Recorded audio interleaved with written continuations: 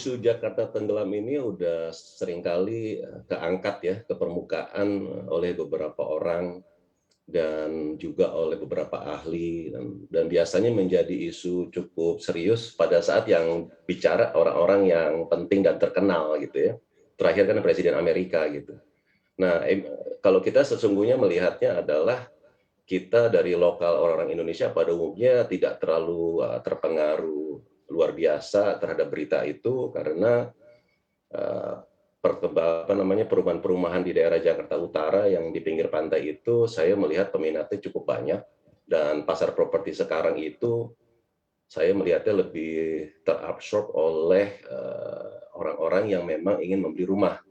Jadi pasar properti umumnya sekarang itu perumahan masih terjual dan perumahan-perumahan di Pik 2 itu terjual dengan baik dan juga kemudian banyak sekali tidak hanya itu kan commercial property juga dibangun ya kan ada Mall Peak Avenue, ada apartments dan lain sebagainya dan pembangunan terus berjalan gitu biarpun itu dibangunnya di tanah reklamasi dan saya rasa pemerintah juga tidak akan berdiam diri ya dengan ada isu-isu Jakarta katanya permukaan air lautnya naik, permukaan tanahnya turun itu akan melakukan sesuatu yang salah satunya tanggul raksasa yang sedang dibangun ini ya.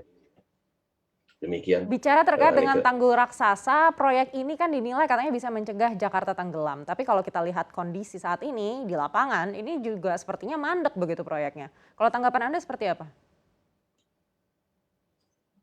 Eh, proyek tanggul raksasa itu setahu saya udah masuk ke dalam program jangka panjangnya DKI dan Pembangunan Nasional Indonesia ya.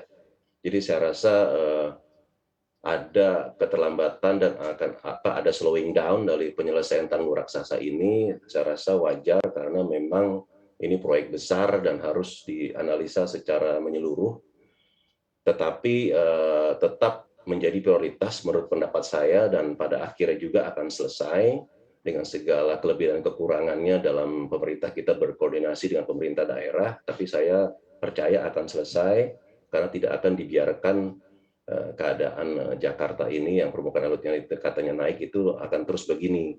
Sehingga dari sektor properti menurut saya akan tetap terpelihara dengan baik nilai tanahnya, nilai asetnya, biarpun adanya di pinggiran dan dekat dengan pantai.